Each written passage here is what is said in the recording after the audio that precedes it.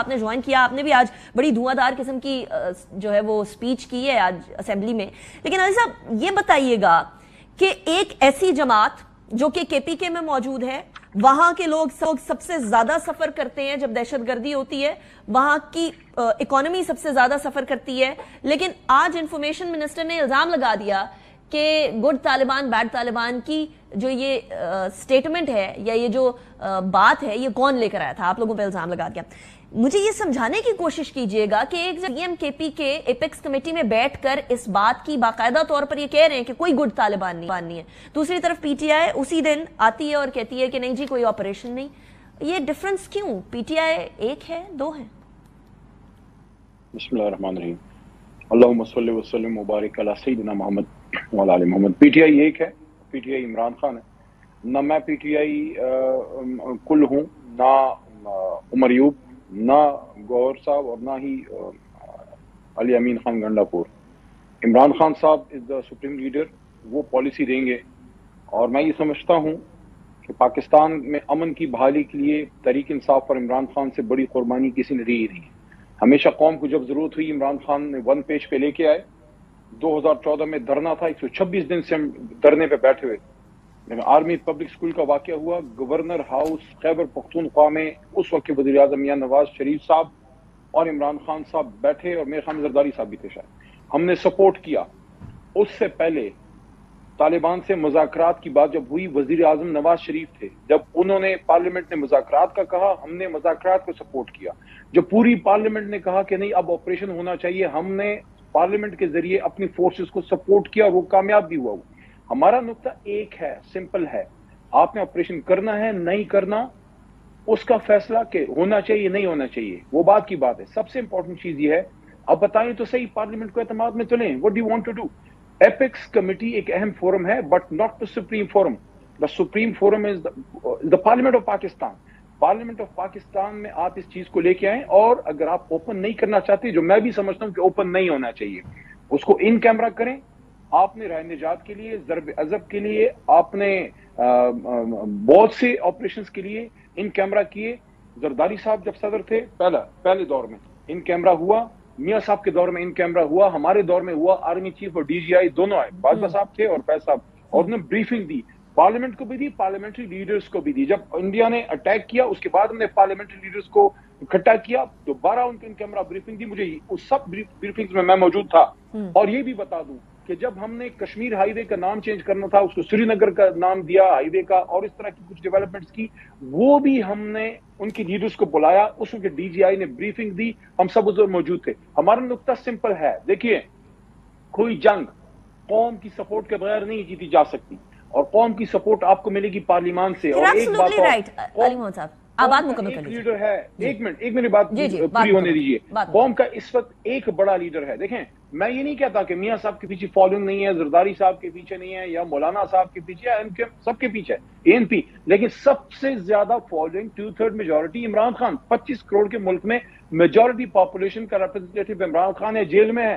آپ کو اگر اس آپریشن کو کرنا ہے یا نہیں کرنا، اس کو کامیاب کرنا ہے، go and talk to Imran Khan. Go and talk to Imran Khan. If you need the support of the people of Pakistan, you have to talk to Imran Khan. You have to take the parliament to confidence. آپ کو عمران خان صاحب سے بات کرو، وہ پاکستان خان ہے، وہ پاکستان کے لیے اپنی جان نچھاور کرتا ہے. لیکن اعتماد میں لو، اگر آپ قوم کو اعتماد میں لیے بغیر، خاص کر خیبر پختونخوا کے عوام کو اعتماد میں لیے بغیر جائیں گے، دیکھیں یہ ہماری فوج ہے، یہ ہمارا ملک ہے. علی صاحب I'm sorry I'm cutting you short. You are absolutely right کہ تمام لوگوں کی سے ہونی چاہیے. پارلیمنٹ میں ڈسکشن کی مجھے 2-3 سوال میں آپ کے سامنے اکٹھے رکھ دوں گی. پارلیمنٹ میں جو نیشنل سیکیورٹی کمیٹی ہے، اس کے اجلاس کے بارے میں باقاعدہ طور پر اعظم نذیر تارڑ صاحب کہہ رہے ہیں کہ ہم یہاں قومی سلامتی کمیٹی کو گے اور وزیر اعظم بھی اس اجلاس میں بیٹھیں گے. میں سناؤں گی نہیں، کہیں گے تو میں سنا بھی دوں گی، لیکن اس ٹائم پر یہ بات انہوں نے کہی ہے. اس کے علاوہ باقاعدہ طور پر ایپیکس کمیٹی میں سی ایم کے پی کے بیٹھے ہوئے تھے، علی امین گنڈا پور صاحب بیٹھے ہوئے تھے. علی امین گنڈا پور صاحب کو عمران خان صاحب نے سی ایم کے پی کے لگایا نا، آپ نے یا کسی اور نے تو نہیں لگایا. تو وہ نمائندگی کر رہے ہیں، کیونکہ اس سے پہلے یہی کہا جاتا تھا کہ سی ایم کے پی کے کو بلائیں، کے پی کے کی عوام کی نمائندگی تو اصل میں وہ کریں گے. تو وہ جب ادھر ہیں تو کے پی کے کی عوام کی نمائندگی نہیں ہوئی.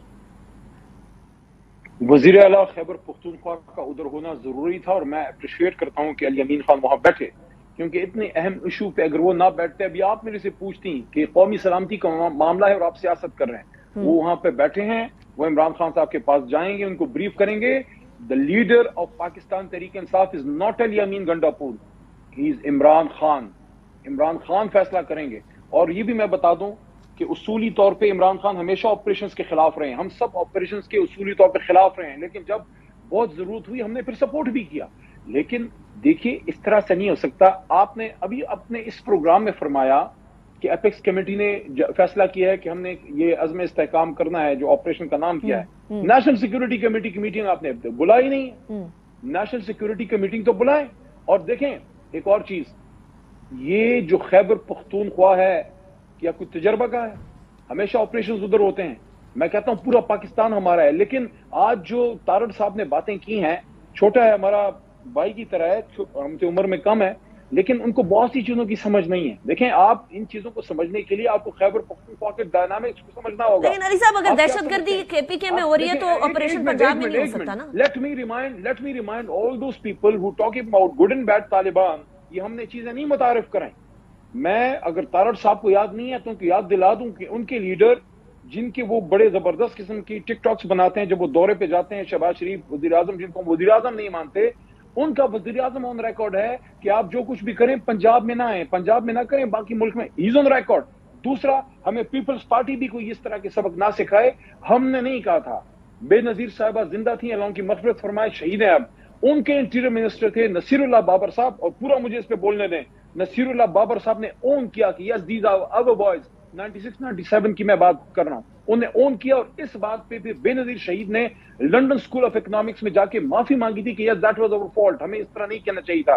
तो ये ना कहें कि तहरीक इंसाफ लेके आई। मैं तारड़ साहब को एक चीज और भी याद दिलाऊं, ये इल्जाम वैसे एक मिनट, शायद इस प्रोग्राम को मेरा छोटा भाई देख रहा हो, मैं उनको याद दिलाना चाहता हूं, मैं उस मीटिंग में मौजूद था, इसलिए मैं कह रहा हूं। वजीर आजम साहब चेयर कर रहे थे, उस वक्त डीजीआई भी थे जो आज भी शायद हैं, उस वक्त के आर्मी चीफ भी थे, और फॉर्मर डीजीआई फैज साहब भी थे।